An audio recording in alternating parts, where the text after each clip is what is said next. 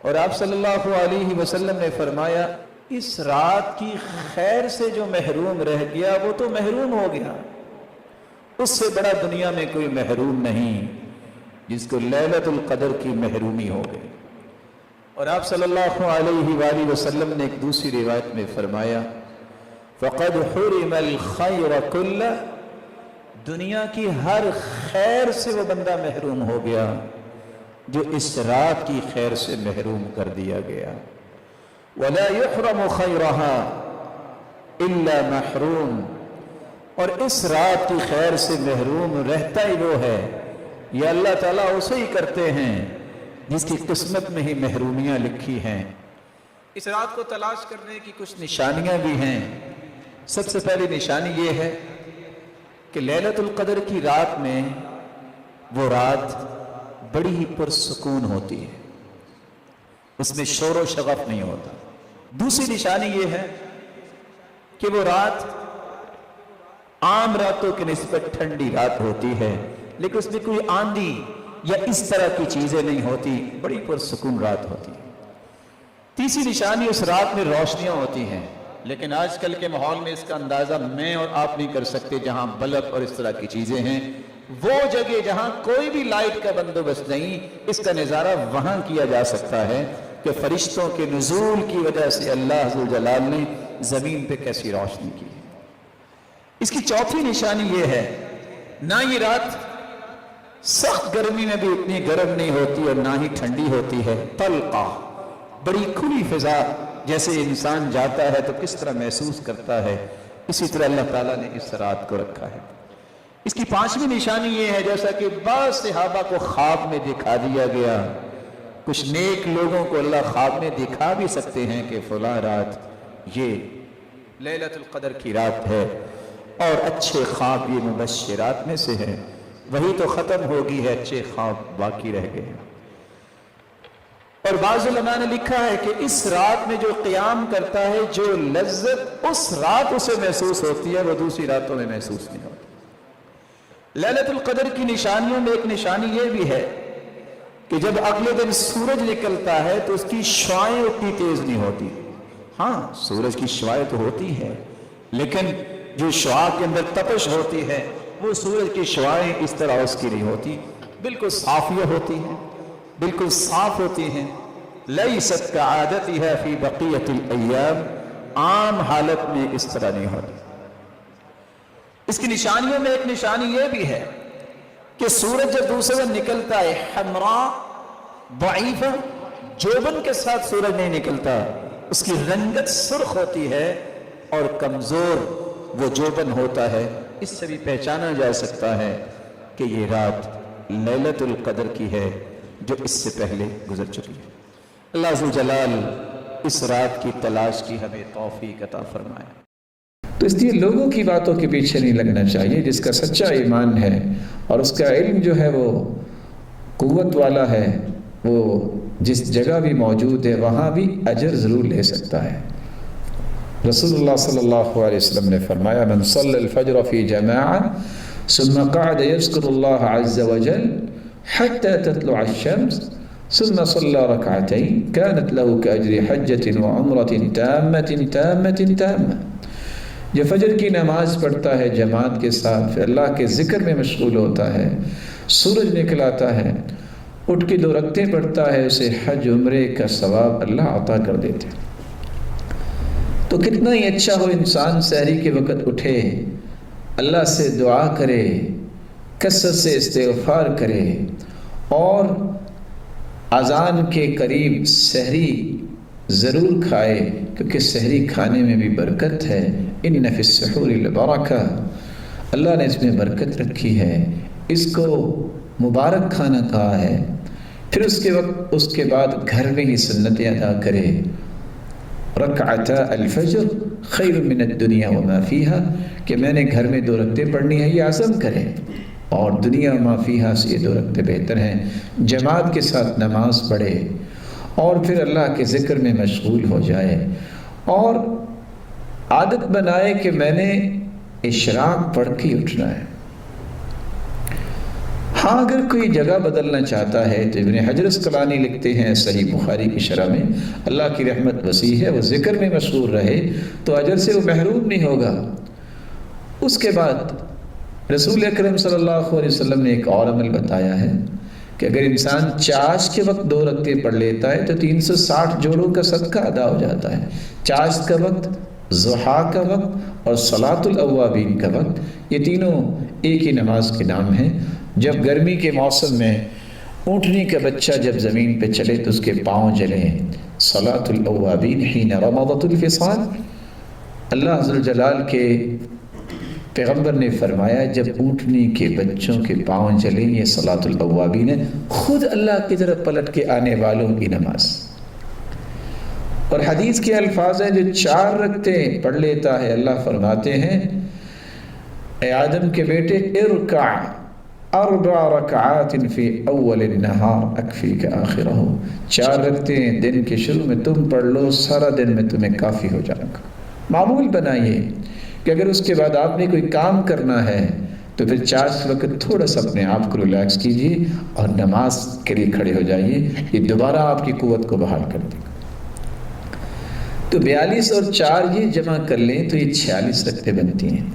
ہم ویسے تو ظہر سے پہلے 4 رکعتیں اور ظہر کے بعد 2 پڑھتے ہیں، لیکن اگر 2 کا اضافہ یہاں بھی کر لیا جائے، من صلی 4 قبل الظہر و4 بعدها حرمہ اللہ علی النار، جو 4 پہلے ظہر سے اور 4 بعد میں پڑھ لے، رب تعالیٰ اس بندے کو آگ پہ حرام قرار دے دیتے۔ تو یہاں بھی 2 کا اگر اضافہ کر لیا جائے تو کتنا ہی خوب ہے، انسان 48 رکعتیں اس طرح پڑھ سکتا ہے دن میں۔ اور پھر رسول اکرم صلی اللہ علیہ وسلم نے تو یہ بھی فرمایا رحم اللہ امرأ صلی قبل العصر 4، جو عصر سے پہلے 4 رکعتیں پڑھ لیتا ہے اللہ تعالیٰ کی رحمت کی برکھا اس پہ برستی ہے۔ اور دوسری روایت میں آتا ہے من حافظ علی 4 رکعات قبل العصر، جو حفاظت کرتا ہے ان 4 رکعتوں کی عصر سے پہلے، اللہ اس کا جنت میں گھر بنوا دیتے ہیں۔ تو اگر 4 رکعتیں یہ بھی بن جائے تو 50 کیا 52 بن سکتی ہیں۔ صلو قبل المغرب رکعتین، مغرب سے پہلے 2 رکعتیں پڑھو، اس حدیث پہ بھی عمل کرنے کی کوشش کرنی چاہیے، اور اگر 2 رکعتیں مغرب سے پہلے پڑھ لی جائیں تو یہ 54 بن جائیں گے۔ رسول اکرم صلی اللہ علیہ وآلہ وسلم نے فرمایا تھا بین کل اذانین صلاۃ، اذان اور اسی طرح اقامت کے درمیان بھی نماز ہوتی ہے، انسان کو نماز پڑھنی چاہیے۔ 2 رکعتیں کھڑے ہو کے پڑھ لے، پھر دعا کر لے اور قرآن کی تلاوت کر لے، تو کس قدر یہ خوبصورت عمل ہے۔ اور آپ صلی اللہ علیہ وآلہ وسلم نے فرمایا تھا جو 4 رکعتیں عشاء کی نماز کے بعد اکٹھی پڑھ لے تو یہ تو ایسا ہے جیسے اس نے لیلۃ القدر میں 4 رکعتیں پڑھی ہیں۔ اللہ تعالیٰ ہمیں ان عبادات کو اختیار کرنے کی توفیق عطا فرمائے۔ چوتھا کام جو رمضان المبارک میں ہمیں کرنا ہے، جو بہت ہی مہم ہے، بہت ہی ضروری ہے، جس سے ہماری ساری عبادتیں محفوظ ہو جائیں گی، ہم اپنی زبان کی حفاظت کریں۔ اس لیے تو سلف صالحین کا یہ طریقہ تھا، کان السلف اذا صاموا جلسوا في المسجد وأقبلوا على تلاوة القرآن وقالوا نحفظ صومنا ولا نغتاب أحدا۔ سلف صالحین جب روزہ رکھتے تو مسجدوں میں آ جاتے اور قرآن کھول کے بیٹھ جاتے اور کہتے ہیں ہم اپنے روزے کی حفاظت کرنا چاہتے ہیں اور غیبت سے بچنا چاہتے ہیں، ہم کسی کی غیبت نہیں کریں گے۔ اور حدیث نے کتنی خوبصورت بات کہی ہے، من لم يدع قول الزور والجهل والعمل به فلا حاجة لله في ان يدع طعامه وشرابه، جو جھوٹ بولنا نہیں چھوڑ رہا، جو جہالت کی گفتگو نہیں چھوڑ رہا، جو برے اعمال نہیں چھوڑ رہا، اللہ تعالیٰ کو ایسے شخص کی ضرورت نہیں ہے کہ وہ کھانا پینا چھوڑ دے، وہ اپنے آپ کو محروم ہی کر رہا ہے، اس کو کیا فائدہ ہوگا۔ اس لیے سلف صالحین کہا کرتے تھے ادرکنا السلف وهم لا يرون العبادة في الصوم ولا في الصلاة ولكن في الكف عن اعراض الناس۔ سلف صالحین صرف روزے اور نماز کو ہی عبادت نہیں کہتے تھے اصل عبادت گزار تو وہ ہے جو لوگوں کی عزتوں کو پامال کرنے سے روکے، ان کی عزتوں کے بارے میں بات نہیں کرتا، زبان کو روک لیتا ہے۔ اور ابو العالیہ اس لیے کہا کرتے تھے الصائم فی عبادہ وان کان راقدا علی فراشی ما لم یغتب، روزے دار اگر اپنی چارپائی پہ لیٹا ہوا ہے شرط یہ کہ وہ غیبت نہ کرے، وہ بھی عبادت لکھی جائے گی۔ اور مالک بن دینار نے تو ایک ایسا فیصلہ دیا ہے جو آج ہم سب کو سمجھنا چاہیے، اذا رأيت قساوة في قلبك ووهنا في بدنك وحرمانا في رزقك فاعلم انك تكلمت فيما لا يعنيك، اگر تمہیں تمہاری زندگی میں یہ بات نظر آئے کہ دل میں سختی آ گئی ہے، لوگوں کا احترام ختم ہو گیا ہے، لوگوں کے لیے نرمی اور خیرخواہی اور محبت ختم ہو گئی ہے، ووهنا في بدنك، اور لاغری جسم میں آ گئی ہے، کوئی کام نہیں ہو رہا، کسی کام کو جی نہیں چاہ رہا، وَحِرْمَانًا فِي رِزْقِكَ، اور رزق میں کمی آ رہی ہے، فَعْلَمْ، تو جان لو، أَنَّكَ تَكَلَّمْتَ فِي مَا لَا يَعْنِيكَ، تو نے کچھ ایسی باتیں کی ہوں گی جن باتوں میں تیرا کوئی مقصد نہیں تھا۔ لا یعنی گفتگو میں اپنی زبان کو چلانے سے یہ 3 مصیبتوں کا سامنا کرنا پڑے گا، دل بھی سخت ہوتا ہے اور جسم میں بھی لاغری آتی ہے اور رزق میں بھی کمی ہو جائے گی۔ اس لیے اللہ تعالیٰ سے دعا ہے کہ اللہ ذوالجلال ہماری زبانوں کو اس قدر خوبصورت بنا دے، من لانت کلمتہ وجبت محبتہ، سیدنا علی رضی اللہ تعالیٰ عنہ فرمایا کرتے تھے جس کی زبان میں نرمی آ جاتی ہے اللہ ساری دنیا کے دلوں میں اس کی محبت پیدا فرما دیتے ہیں، اس کی محبت واجب ہو جاتی ہے۔ 5واں کام جہاں ہمیں زبان کو خوبصورت بنانا ہے، زبان اصل میں یہ عکاسی کرتی ہے کہ انسان کا دل کیسا ہے، تو اس سے پہلے ہمیں دل کو بھی صاف کرنا ضروری ہے۔ رسول اکرم صلی اللہ علیہ وسلم سے جب پوچھا گیا کہ افضل ترین انسان دنیا میں کون ہے تو آپ نے فرمایا کل مخموم القلب صدوق اللسان، کل مخموم القلب صدوق اللسان، ہر وہ انسان جس کا دل میں حسد اور کینہ نہیں ہے اور زبان کا وہ سچا ہے، یہ پوری کائنات سے اعلیٰ انسان ہے۔ صحابہ نے پھر سوال کیا صدوق اللسان نعرف فما مخموم القلب، زبان کی سچائی تو سمجھ میں آ گئی لیکن یہ مخموم القلب کیا ہے؟ تو آپ صلی اللہ علیہ وسلم نے فرمایا هو التقی، ایسے متقی انسان کو کہتے ہیں، النقی، جس کا دل صاف ہوتا ہے، الذی لا اسم فیہ ولا بغی ولا غل ولا حسد، ایسا دل جس میں حسد اور کینہ نہ ہو اور گناہ نہ ہو اور سرکشی اور کسی کے بارے میں کوئی گرہ نہ ہو۔ اللہ ذوالجلال ہمیں ایسا دل نصیب فرمائے، اور یہی وہ دل ہے جس کو قلب سلیم کہتے ہیں، یوم لا ينفع مال ولا بنون الا من اتى اللہ بقلب سلیم۔ یہی وہ دل تھا جو سعد رضی اللہ تعالی عنہ کو 3 انعام دلوا گیا۔ اللہ کے پیارے پیغمبر نے زمین پہ چلتے انسان سعد رضی اللہ تعالی عنہ کو جنت کی بشارت دے دی، نہ اس کو موت آئی، نہ وہ قبر میں گئے، نہ حشر میں ان کا حساب ہوا، اللہ نے دنیا میں ہی اپنے پیغمبر کے ذریعے اس مبارک انسان کو جنت کی بشارت دلوا دی۔ اور پھر جب بھی کوئی فوت ہوتا ہے تو ایک دوسرے کو لوگ خبر دیتے ہیں، ان کی روح کو قبض کیا گیا تو اللہ نے جبریل کو بھیج کے اپنے پیغمبر کو خبر دی، اور پھر جب اس کی روح کو لے کے فرشتے گئے، اہتز عرش الرحمن لموت سعد بن معاذ، اللہ کا عرش خوشی سے جھوم اٹھا۔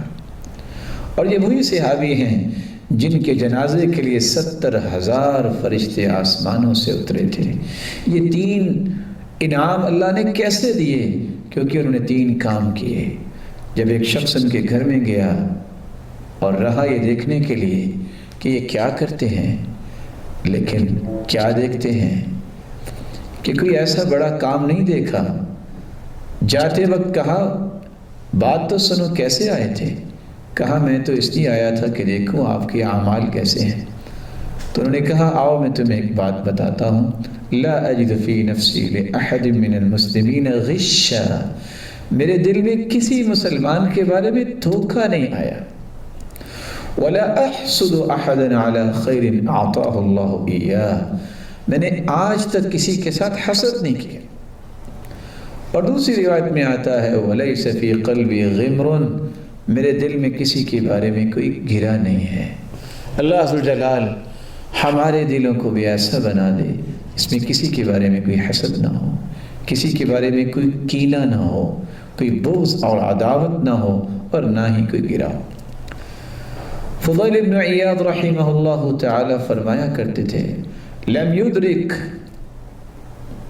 من عندنا من ادرک بکثرت الصیام ولا صلاة وانما ادرک بسخاء الانفس وسلامة الصدر والنصح للامة۔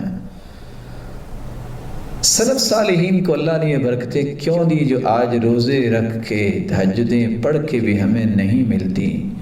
کیونکہ وہ دل کے سخی ہوتے، ان کے سینے بہت پیارے ہوتے، دل بہت خوبصورت ہوتے، اور وہ دنیا کے لیے خیر خواہ ہوتے، اور پوری امت کے ساتھ انہوں نے خیر خواہی کی۔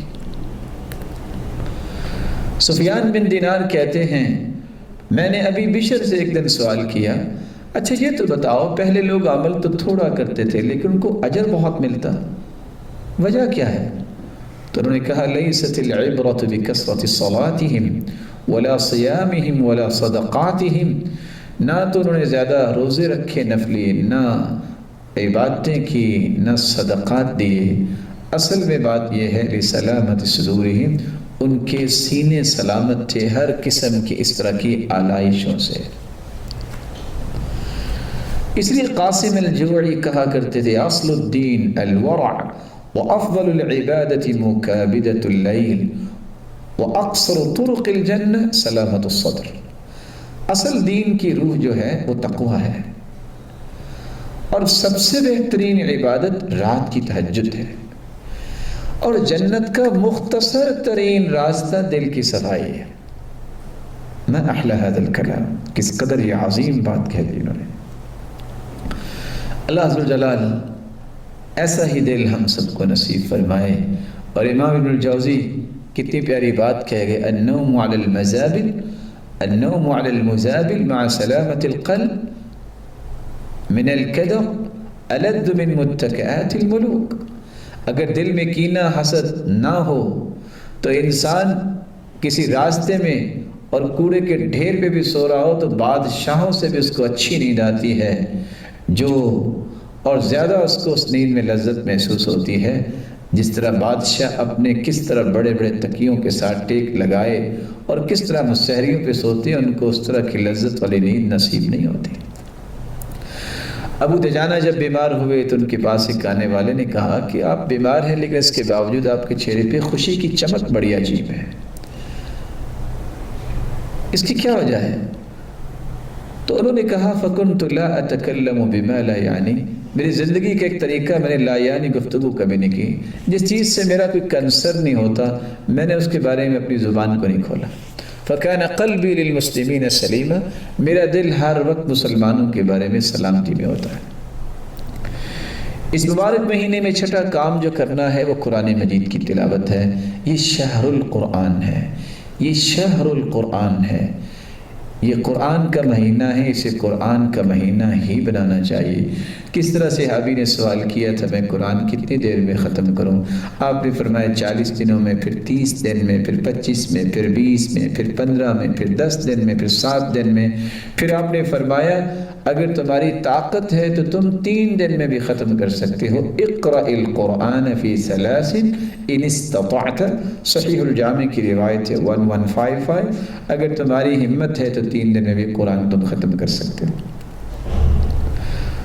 عمر بن قیس کا طریقہ یہ تھا رحمہ اللہ، اذا دخل شعبان، شعبان جب داخل ہوتا اغلق تجارتہ، اپنی تجارت کو کلوز کر دیتے، وتفرغ لقراءة القرآن، اور قرآن مجید کی تلاوت کے لیے اپنے آپ کو فارغ کر لیتے، اور ساتھ کہا کرتے تھے طوبى لمن اصلح نفسه قبل رمضان، خوش نصیب ہے وہ شخص جو رمضان المبارک سے پہلے قرآن سے اپنے نفس کی تہذیب کر لیتا ہے، اس کو خوبصورت بنا لیتا ہے۔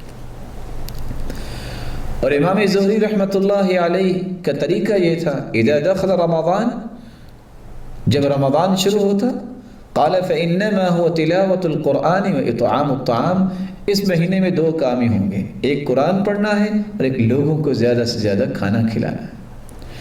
امام مالک رحمۃ اللہ علیہ کا طریقہ یہ تھا، اذا دخل رمضان يفر من قراءة الحديث ومجالسة اہل العلم، کہ وہ رمضان المبارک میں حدیث پڑھنے اور اہل علم کی مجلسوں سے بھی الگ ہو جاتے، وَأَقْبَلَ عَلَى تِلَاوَةِ الْقُرْآنِ مِنَ الْمُصْحَفِ، اور قرآن مجید کھول کے تلاوت کرنے میں اپنے آپ کو لگا لیتے۔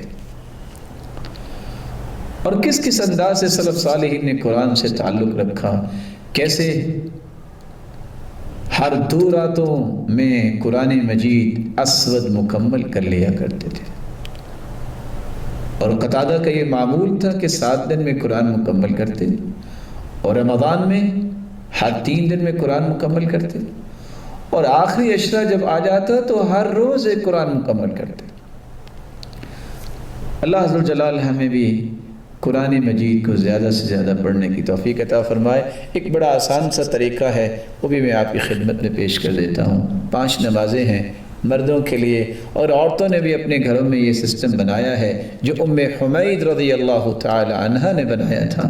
جو اللہ کے رسول کے پاس آئیں تو اللہ کے رسول نے فرمایا، ام حمید میں جانتا ہوں تم میرے ساتھ مسجد میں نماز پڑھنے کو پسند کرتی ہو، لیکن میری مسجد میں جو نماز عورت پڑھتی ہے وہ اگر اپنے گھر کے پاس مسجد میں نماز پڑھے گی اس کو زیادہ ثواب ملے گا، اور اپنے گھر میں کے پاس جو مسجد ہے اس میں نماز پڑھنے والی عورت کو جو ثواب ملے گا اس سے زیادہ ثواب اس عورت کو ملے گا جو اپنے گھر کے صحن میں پڑھتی ہے، اور جو اپنے گھر کے صحن میں نماز پڑھتی ہے اس نماز سے بہتر نماز کا اجر جو ہے جو اپنے گھر کے بالا کونے میں نماز پڑھتی ہے، اور جو اپنے گھر کے بالا کونے میں نماز پڑھتی ہے عورت اس سے زیادہ اجر اس کا یہ ہے کہ اپنے بیڈ روم میں نماز پڑھتی ہے۔ تو اپنے گھروں میں بھی عورتوں کو نماز کی عادت بنانی چاہیے، ایک جگہ خاص کرنی چاہیے، اور اذان ہو تو سب کچھ چھوڑ کے نماز کی طرف متوجہ ہونا چاہیے۔ آج وہ زندہ اسلام کی تصویریں موجود ہیں، ایسی شخصیات موجود ہیں، ادھر اذان ختم ہوتی ہے، جواب دینے کے بعد اللہ اکبر کہہ کے نماز شروع کر دینے والی صالحات اور تقیات اور مومنات اس وقت بھی دنیا میں بھی روئے زمین پر موجود ہیں۔ اللہ تعالیٰ ان کی حفاظت فرمائے اور صحت و عافیت سے رکھے، اور ایسی اور بھی مائیں اور بہنیں اور بیٹیاں پیدا فرمائے۔ 5 نمازوں میں اذان کے بعد کوئی 15 منٹ ہوتے ہیں۔ اگر آپ وقت پہ وضو کر کے اذان کے وقت مسجد پہنچی تو آپ بڑے آہستہ بھی پڑھیں تو کوئی 4 صفحات ضرور پڑھ سکتے ہیں 10 منٹ میں۔ 5 نمازوں میں 20 صفحات بنتے ہیں، ان 20 صفحات کو 30 دنوں کے ساتھ ملٹیپلائی کریں، 600 صفحات بنتے ہیں۔ تو ہر نماز سے پہلے 4 صفحے پڑھنے کی کوئی عادت بنا لیتا ہے تو بغیر کسی محنت کے پورے مہینے میں قرآن ختم کر سکتا ہے، اور 604 صفحے پر مشتمل قرآن مجید ہے۔ اللہ عز و جلال ہمیں قرآن سے سچی محبت نصیب فرمائے۔ 7واں کام، جس طرح یہ شہر القرآن ہے یہ شہر القیام بھی ہے۔ رمضان کا قیام سنت کے مطابق کیا جائے۔ من قام رمضان ایمانا واحتسابا غفر له ما تقدم من ذنبه، جو اللہ کی رضا کے لیے، اس کو راضی کرنے کے لیے، اجر و ثواب کے لیے قیام کرتا ہے، اس کی زندگی کے سارے گناہوں کو اللہ معاف کر دیتے ہیں۔ 10 آیتیں بھی اللہ کے سامنے کھڑے ہو کے کوئی پڑھ لے، لم یکتب من الغافلین، اللہ غافل سے اس کا نام کاٹ دیتے ہیں۔ ما كان رسول الله صلی اللہ علیہ وسلم یزید فی رمضان ولا فی غیرہ علی 11 رکعہ۔ صحیح بخاری اور صحیح مسلم کی روایت ہے، صحیح بخاری میں 1147 اور صحیح مسلم میں 4969 یہ حدیث، صحیح مسلم میں 749 حدیث کا نمبر ہے کہ آپ صلی اللہ علیہ وسلم رمضان اور غیر رمضان میں 11 رکعتوں سے زیادہ نہیں پڑھتے تھے۔ اور صحیح الجامع کی روایت کے یہ الفاظ بھی ہیں کان یصلی من اللیل 13 رکعہ، اللہ کے رسول 13 رکعتیں پڑھتے تھے جن میں وتر بھی ہوتا اور فجر کی 2 رکعتیں بھی ہوتی۔ تو قیام اللیل، تراویح کو اور تہجد کو یہ عادت بنانی چاہیے۔ اور آپ صلی اللہ علیہ وآلہ وسلم یہ رکھتے 2 طریقوں سے پڑھتے تھے۔ ایک طریقہ تو سیدہ عائشہ نے بیان کیا ہے، صحیح بخاری میں 1157 اور صحیح مسلم میں 738۔ رسول اللہ صلی اللہ علیہ وآلہ وسلم کے متعلق فرماتی ہیں یصلی 4 رکعات، 4 رکعتیں اکٹھی پڑھتے، فلا تسأل عن حسنہن وطولہن، اس قدر خوبصورت اور لمبی ہوتی کہ مت پوچھئے۔ ثم یصلی 4، پھر 4 رکعتیں اکٹھی پڑھتے، فلا تسأل عن حسنہن وطولہن، مت پوچھئے کتنی وہ خوبصورت اور لمبی ہوتی۔ ثم یصلی 3، پھر وہ 3 رکعتیں اس کے بعد پڑھتے۔ اور دوسرا طریقہ رسول اللہ صلی اللہ علیہ وآلہ وسلم کا یہ بھی تھا، كان رسول الله صلى الله عليه وسلم يصلي فيما بين أن يفرغ من صلاة العشاء إلى أن ينصدع الفجر 11 ركعة يسلم من كل 2 ويوتر ب1۔ عشاء کی نماز کے بعد 11 رکعتیں پڑھتے، ہر 2 کے بعد سلام پھیرتے اور 1 وتر آخر میں الگ پڑھتے۔ اور یہ سنن ابی داؤد کی روایت ہے۔ رسول اللہ صلی اللہ علیہ وسلم نے امت کے لیے کتنی آسانیاں کی۔ آپ تہجد کے وقت بھی یہ پڑھ سکتے ہیں، رات کے درمیان میں بھی پڑھ سکتے ہیں، رات کے شروع میں بھی پڑھ سکتے ہیں۔ جو عشاء کی نماز اور فجر کی نماز با جماعت پڑھتا ہے اللہ اس کو بھی رات کے قیام کا ثواب دے دیتے ہیں، اور جو عشاء کی نماز با جماعت پڑھتا ہے اسے آدھی رات کے قیام کا ثواب مل جاتا ہے۔ جو نیت کر کے سو جاتا ہے نہیں اٹھ سکا تہجد کے لیے، تہجد اس کی بھی اس کے نام اعمال میں لکھی جاتی ہے۔ جو اکیلے وتر کی پابندی کرتا ہے، وتر نہیں چھوڑتا، قیامت کے دن تہجد پڑھنے والوں کی صف میں اسے بھی کھڑا کیا جائے گا۔ جو کچھ بھی نہیں پڑھ سکا تہجد میں، جو اس نے معمول بنایا ہے، اللہ کے رسول کا فرمان ہے کہ جب کسی کو تھکاوٹ ہو جائے، کوئی تکلیف ہو یا نیند آ جائے تو اگر صبح وہ 11 کی بجائے 12 رکعتیں اشراق کے بعد سے لے کے ظہر تک پڑھ لیتا ہے تو اسے ثواب تہجد کا ہی ملے گا۔ 8واں کام جو کرنے والا ہے اس مبارک مہینے میں صدقہ کیا جائے۔ صدقہ یہ انسان کے سچے مومن ہونے کی دلیل ہے، والصدقۃ برہان۔ یہ قابل رشک ایک خوبی ہے جس کو اختیار کرنا چاہیے۔ لا حسد الا فی اثنتین، صرف 2 لوگوں کو دیکھ کے رشک کرنا چاہیے، تمنا اور خواہش اور تڑپ پیدا ہونی چاہیے۔ ایک جس کو اللہ نے قرآن کی دولت سے نوازا اور دن رات اس کی تلاوت کرتا ہے، دوسرا جس کو اللہ نے مال کی دولت سے نوازا اور دن رات اللہ کی راہ میں خرچ کرتا ہے۔ ہر قسم کی بیماریوں کا یہ علاج بھی ہے، داؤ مرضاکم بالصدقہ، بیماریوں کا علاج صدقے سے کیا کرو۔ یہ جسمانی بیماریوں کا بھی علاج ہے، قلبی بیماریوں کا بھی علاج ہے۔ کس طرح ایک انسان اپنے سخت دل کی شکایت لے کے آیا تو اللہ کے رسول نے فرمایا اگر تم سمجھتے ہو کہ تمہارا دل نرم ہونا چاہیے تو فَأَطْعِمِ الْمِسْكِينَ وَامْسَحْ رَأْسَ الْيَتِيمِ، تم مسکینوں کو کھانا کھلایا کرو اور یتیموں کے سر پہ ہاتھ رکھو، یعنی ان کی سرپرستی کرو، ان کی کفالت کرو، دل خوبصورت ہو جائے گا۔ یہ معاشرتی بیماریوں کو بھی دور کر دیتا ہے۔ چوری، یہ بخل، یہ زنا، یہ معاشرے کی بیماریاں بن گئی۔ کس طرح ایک انسان 3 راتوں میں خلوص نیت سے صدقہ پیش کرتا ہے، ایک دن چور کو مل